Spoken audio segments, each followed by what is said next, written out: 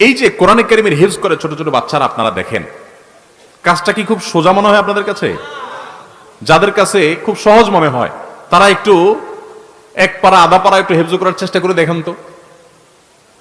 30 পারা কোরআন তাদের পক্ষে থাকে। তারা তুখুর হাফেজ যারা, তারা সকালে যদি দাঁড় করায় দেন, আপনার এক মাথা থেকে তেলাওয়াত শুরু করে দিবে, মাঝখানে জোহর পড়বে, খাওয়া দাওয়া করবে, একেবারে শেষ করে তারপরে সে থামবে। এরকম বহু হাফেজ এদেশে আছে। প্রায় সময় আপনারা দেখেন সারা বিশ্বের 10, 20, 50 এমনকি 100 দেশের সাথে কম্পিটিশন করে এদেশের ছাত্ররা প্রথম, দ্বিতীয়, তৃতীয় স্থান হয়। দেখছেন না আপনারা? এটা একবার দুইবার হয় না, কিন্তু অহরহ হয়। এটা এদেশের একটা গর্বের ধন।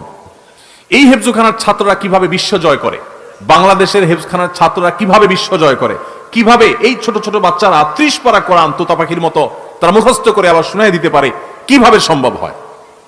এর একটা সিক্রেট আছে, অনেক কারণ আছে। হেফজখানার ব্যবস্থাপনার সংশোধনের অনেক জায়গা আছে, আবাসন ব্যবস্থাপনা ইত্যাদিতে প্রচুর সংশোধন হওয়া উচিত। কিন্তু একটা বিশেষ সিক্রেট ভালো দিক আছে, সেটা কি জানেন? হেফজখানার ছাত্ররা, আমার জানা মতে বাংলাদেশে সকল হেফজখানার ছাত্ররাই তারা কয়েকটা বিষয়ে সুন্নাহ সম্মত লাইফস্টাইল মেনটেন করে।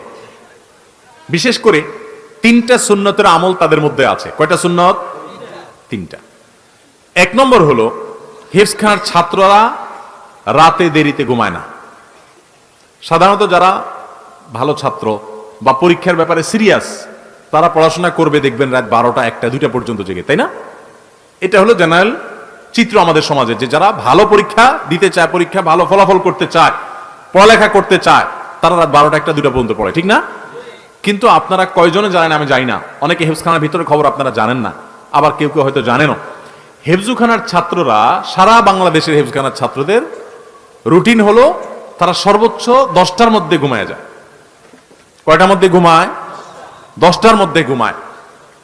10টার মধ্যে ঘুমায় যায়, আবার 30 পারা কোরআন হেফজু হয়। কিভাবে সম্ভব? আমরা মনে করি যে যত পড়ালেখা করে সে তত রাত জাগে, তাই না? হেফজুখানা দেখেন উল্টা, তারা রাত জাগে না, তারা রাত্রে তাড়াতাড়ি শুয়ে পড়ে। বিশেষ করে যারা ছাত্র আছেন স্কুলের, কলেজের, এমনকি জেনারেল মাদ্রাসার, তাদেরকে বলছি এবং অন্যদেরকেও বলছি যে আপনারা খেয়াল করেন, হেফজুখানার ছাত্ররা রাত 12টা, 1টা পর্যন্ত জেগে পড়ে, এরকম একটা হেফজুখানা সারা বাংলাদেশে নেই। বাংলাদেশে কোনো হেফজুখানার ছাত্র রাত 12টা, 1টা পর্যন্ত পড়ে না। তাহলে গভীর রাত পর্যন্ত না পড়লে কিসের ছাত্র? আবার 30 পারা কোরআন হেফজও করে ফেলে কিভাবে? সিক্রেট হলো, নবী করিম সাল্লাল্লাহু আলাইহি সাল্লামের সুন্নাত হলো রাতে তাড়াতাড়ি ঘুমানো। নবী করিম সাল্লাল্লাহু আলাইহি সাল্লাম এশার পরে অন্য কোনো কার্যকলাপ পছন্দ করতেন না। এশার আগে ঘুমানো অপছন্দ করতেন, এশার পরে দুনিয়াবি কোনো কার্যকলাপ, কথাবার্তা, আড্ডা ফাড্ডা এগুলো পছন্দ করতেন না। আবু বারজা রাদিয়াল্লাহু তাআলা বলেছেন, কানান নবী সাল্লাল্লাহু আলাইহি সাল্লাম ইয়াকরাহু আন-নাওমা ক্বাবলা আল-ইশা ওয়াল হাদিসা বা'দাহা। হাদিসটি বুখারী মুসলিম এক জায়গায় বর্ণনা করেছে। তিনি বলেছেন, নবী সাল্লাল্লাহু আলাইহি সাল্লাম এশার আগে ঘুমানোটা অপছন্দ করতেন মাগরিবের পরে, আর এশার পরে কথা বলা অপছন্দ করতেন, ঘুমানোটা পছন্দ করতেন। এশার পরে কোনো কথা নাই, সাথে সাথে ঘুম। এখন বিজ্ঞানও বলে, মানুষ যদি রাতের প্রথম অংশে তাড়াতাড়ি ঘুমায় পড়ে, তাহলে মানুষের শরীরে ইমিউন স্ট্রং হয়, রোগ প্রতিরোধ ক্ষমতা বৃদ্ধি পায়। এটা স্বাস্থ্যের জন্য ভালো। রাত জাগা ভয়ঙ্কর ক্ষতি ডেকে আনে মানুষের। এই জন্য পৃথিবীর উন্নত দেশগুলোতে দেখবেন, আপনার পশ্চিমা দুনিয়া তো আছেই, জাপানে, কোরিয়াতে, থাইল্যান্ডে, বিভিন্ন দেশে আমি নিজের চোখে দেখেছি। আর বহু দেশের চিত্র আপনি অনলাইনে সার্চ করলেও জানতে পারবেন, যে তাদের দেশে মানুষগুলো সন্ধ্যার পরপর তারা খাওয়া দাওয়া করে শুয়ে পড়ে। যেহেতু অমুসলিম বেশিরভাগ, তাদের তো আর এশার নামাজ নাই, তারা সন্ধ্যার পরপর খেয়ে তাড়াতাড়ি করে শুয়ে পড়ে, আবার ভোরে তারা উঠে যায়। তো রাতে তাড়াতাড়ি ঘুমানোর কারণে তাদেরও দেখা যায় আর্থিক এবং জাগতিক আয় উন্নতি এগুলো হয়েছে। আর আমাদের হেফজখানার ছাত্রদের আমরা দেখলাম যে তারা রাত 10টার ভিতরে 100% হেফজখানার ছাত্ররা শুয়ে পড়ে, বরং এশার পরপর তারা খুব দ্রুততার সাথে শুয়ে পড়ে। এশা একটু দেরিতে হয় মাদ্রাসাগুলোতে, এশা পড়ে তারা তাড়াতাড়ি শুয়ে পড়ে এবং উঠে কখন? একটা সুন্নত হলো তাহলে রাতে তাড়াতাড়ি ঘুমায় তারা। আরেকটা সিক্রেট তাদের সাফল্যের, সেটা কি? ভোরে তাড়াতাড়ি উঠে, শেষ সাথে তাড়াতাড়ি উঠে। ভোরে তাড়াতাড়ি উঠলে সারা রাত ভর যখন ঘুম হয়, 7-8 ঘন্টা ঘুম হয় সুন্দর করে, এরপরে ফ্রেশ মুডে পড়ালেখা করে। সারাদিন আপনি ঘুমেছিলেন না, বিকাল, সন্ধ্যা, এরপরে রাত 12টার মতো পড়ছেন, আপনার তো ঘুমের মুড থাকে, ব্রেন তো আপনার সচল ছিল এবং ইউজ ছিল, খুব প্রেসারে ছিল। এখন আপনি আবার পড়াশোনার চাপ দিচ্ছেন, ব্রেন তো নিতে পারবে না। কিন্তু 6-7-8 ঘন্টা ঘুমের পর ফ্রেশ মোডে উঠছেন, এবার ভোর রাতে পড়াশোনা শুরু করছেন, এই পড়াশোনা খুব দ্রুততার সাথে আপনার স্মৃতিতে গেঁথে যাবে। আমার শিক্ষার্থী ভাইরা, বেশিরভাগ ছেলেফেলেরা, বিশেষ করে স্কুল কলেজের ভাইয়েরা আমার, তা বোনেরা আমার, তাদের দেখা যায় রাত 1টা পর্যন্ত পড়ে, 2টা পর্যন্ত পড়ে, আর সকালে 9টা পর্যন্ত শুয়ে থাকে। ঠিক না ভাই? ঠিক। তো যখন পড়া দরকার তখন পড়ে না। তারা অনেকে অনেক ভালো রেজাল্ট করছে, কিন্তু তারা যদি সুন্নাহ লাইফস্টাইল করেন তারা আরো ভালো করতে পারবে। হেফজখানার ছাত্রদের উন্নতির সিক্রেট, 3টা সিক্রেট আপনাদেরকে আমি বলছি। 1 নম্বর, তারা রাতে তাড়াতাড়ি শুয়ে পড়ে। 2 নম্বর হলো ভোরে তাড়াতাড়ি উঠে যায়, উঠে তাদের পড়ালেখা লেগে যায়। ওই টাইমের কাজ অনেক গুরুত্বপূর্ণ। এবার আসেন, যারা ছাত্র না, চাকরিজীবী, কর্মজীবী, পেশাজীবী, আপনাদেরকে বলছি, আমাদের দেশে বেশিরভাগ মানুষের অভ্যাস এখনো সকালে ঘুমানো। শহরে তো শহরে, এমনকি গ্রামেও এখন মানুষ সকালে 9টা, 8টা, 9টা পর্যন্ত ঘুমায়। আমি পৃথিবীর অনেক দেশে দেখছি যে ভোরে সকালে দোকান খুলে ফেলে তারা। আর আমাদের দেশে অনেক দোকান আছে 10টা, 11টা আগে খোলে না। কেন? কারণ পাবলিক সব ঘুমে, দোকানদার খুলে কি করবে? অনেক উন্নত দেশে আমি দেখেছি যে সন্ধ্যার পর রাস্তাঘাটে আর গাড়ি ঘোড়া নাই, তেমন ফাঁকা হয়ে গেছে, মানুষ ঘুমাইতে চলে গেছে। আর আমাদের দেশে রাত 8টা, 9টা মানেই সবচাইতে পিক জ্যামের টাইম, কারণ পাবলিক ঘরের গুলো সব বাইরে হয়ে গেছে। আর ভোরবেলা ফজরের পর রাস্তা ফাঁকা ফাঁকা, কারণ সব নাকটাই না ঘুমাইতেছে। ভাইরা আমার, মনে হবে খুব ছোট্ট ইস্যু, ছোট ইস্যু না, অনেক বড় ইস্যু। জীবনের বরকত ধ্বংস হয়ে যায়, প্রোডাক্টিভিটি নষ্ট হয়ে যায় এই সকালের ঘুম। হেফজখানার ছাত্ররা, তাদের দ্বিতীয় সিক্রেট হলো তারা সকালে কাজ করে। নবী সাল্লাল্লাহু আলাইহি ওয়াসাল্লাম দোয়া করেছেন, আল্লাহুম্মা বারিক লি উম্মতি ফি বুকুরিহা, আল্লাহ আমার উম্মতের জন্য ভোরের সময়টাতে আপনি বরকত দান করেন।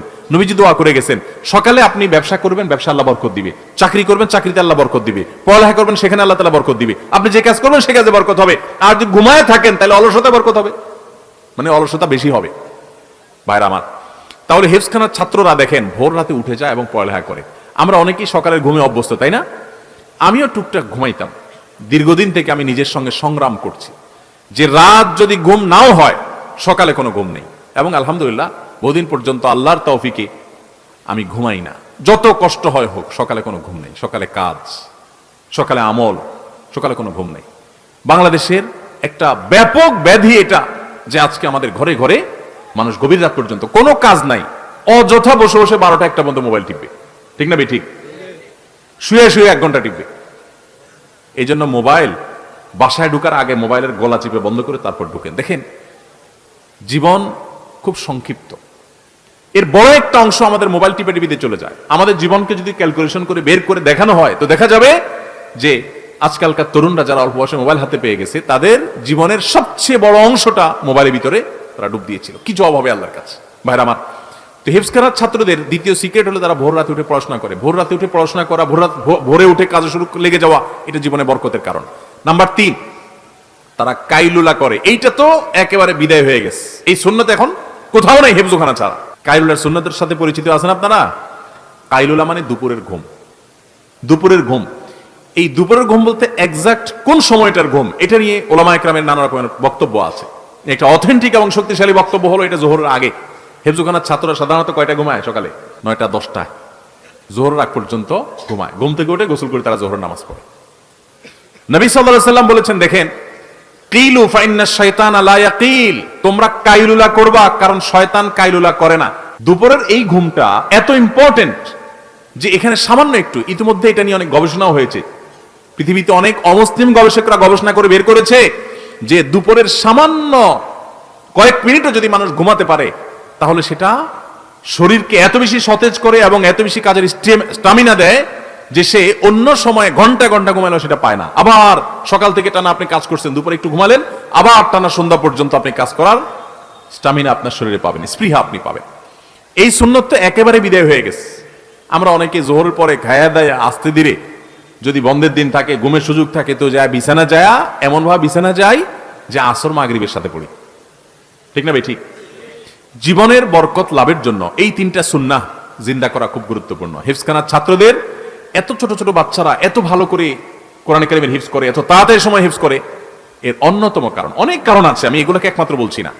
তারা রাতে তাড়াতাড়ি ঘুমায়, ভোরে উঠে তারা পড়ালেখা করে, কায়ুলের সুন্নতটাকে তারা জিন্দা করে। এর পাশাপাশি আরো তো অন্যান্য বিষয় আছেই। আল্লাহ তাআলা আমাদের সবাইকে এই সুন্নাহগুলো মেনে চলার তৌফিক দান করুন। সবাই চেষ্টা করবো তো ইনশাআল্লাহ। আমার অবাক লাগে যখন দেখি অমুসলিম দেশগুলোতে সন্ধ্যার পরে মানুষ ঘুমায় পড়ে। আমি অবাক হয়ে গেছি, যেখানে দেখেছি আমি জিজ্ঞেস করছি প্রবাসী বাংলাদেশি ভাইদেরকে, ভাই এটা কি এই দেশের নর্মাল কালচার? বলে হ্যাঁ, এটা কমন কালচার এখানকার, যে সবাই সন্ধ্যার পর পর ঘুমায় পড়ে। আমি বলি, আরে এটা তো আমার হাদিসে আছে, আমার নবী সাল্লাল্লাহু আলাইহি ওয়াসাল্লাম বারবার বলে গেছেন, তিনি রাত জাগতেন না কখনো। আর আমার দেশে মানুষকে কোনোভাবে বোঝানো যায় না, কোনোভাবে বোঝানো যায় না। শুধু আমাদের দেশ হলো একটা কথা, যত মুসলিম দেশ আছে বিশেষ করে মিডিল ইস্টের মানুষ তো আরো ভয়াবহ, তাদের রাত হয় রাত 12টা 1টার পর, আর আমাদের দেশে মানুষের রাত হয় রাত 9টার পর, ঠিক না? অফিস আদালত থেকে আইসা, দোকানপাট বন্ধ করে আইসা, কাজ কাম করে আইসা বাসায় জামা কাপড় খুলা, এশার নামাজটাকে যারা নামাজ পড়েন তারা বোঝা মনে করেন নামাজ পড়ে ফেলছেন, ঝামেলা শেষ। এবার সোফার রুমে, আপনার ড্রয়িং রুমে সোফাতে একদম প্যাটের শরীর ঝাইড়া দিয়া বৈশা, পুরা ফ্যামিলির লোকজন বৈশা এখন আড্ডা জমে, বিসমিল্লাহ হয়। রাত 10টার পরে আড্ডার কি হয়? বিসমিল্লাহ হয়। এরপরে 11টা 12টার দিকে আস্তে আস্তে বিছানা যাও, তাও ওই আধা হাত একটা মোবাইল সাথে থাকে। এবার ওইটা আবার আধা ঘন্টা 1 ঘন্টা টিপতে থাকে। ভাইরা আমার, জিন্দিগির বরকত নষ্ট হওয়ার জন্য যথেষ্ট। আমি আলহামদুলিল্লাহ আপনাদেরকে আনন্দের সংবাদ শুনাই। আমার বাসার মধ্যে যখন থাকি আমরা, রাত 10টার মধ্যে ঘুম শেষ, সবাই রাত 10টার ভিতরে ঘুমায় যাবে। এই প্রতিজ্ঞাকে বাস্তবায়ন করার জন্য প্রতি মুহূর্তে আমরা চেষ্টা করে যাচ্ছি এবং আলহামদুলিল্লাহ বেশিরভাগ ক্ষেত্রে আমরা সফল। আর সকালে কোনো ঘুম নাই, সকালে যে ছাত্র সে পড়ালেখা চলে যাবে, যে কর্মজীবী তার কাজ শুরু করবে, মা তার ঘরের কাজ শুরু করবে, সবাই তার কাজে লেগে যাবে। রাতে তাড়াতাড়ি ঘুমাবে, রাতের ঘুমটা স্বাস্থ্যের জন্য দরকারি। আপনি মনে করেন কিরে ভাই, হুজুর ঘুমের ওয়াজ করতে আসছে, এই ঘুমের মধ্যে আপনার দুনিয়া এবং আখিরাতের, অর্থাৎ এইভাবে সুন্নাহসম্মত উপায়ে ঘুমের মধ্যে আপনার দুনিয়া আখিরাতের প্রভূত কল্যাণ আল্লাহ তাআলার ভিতরে ভরে রাখছে। শয়তান আমাদেরকে উপলব্ধি করতে দেয় না। অতএব আমরা সবাই চেষ্টা করবো তো ইনশাআল্লাহ। আল্লাহ তাআলা আমাদের সবাইকে আমল করার তৌফিক দান।